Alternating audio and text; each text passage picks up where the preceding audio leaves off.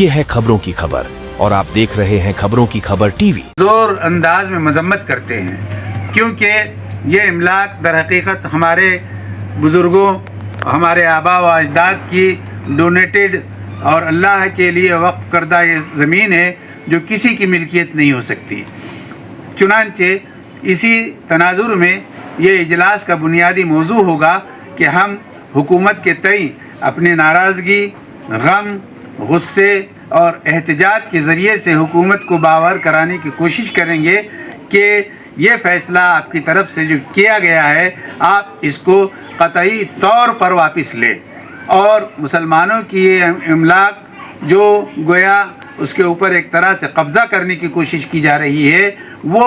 ان کے دامن میں لوٹا دے، ان کو واپس کر دے۔ یہ اجلاس جو 25 مئی کو بروز اتوار منعقد ہو رہا ہے، ہم اور اس اجلاس میں شہر اورنگ آباد میں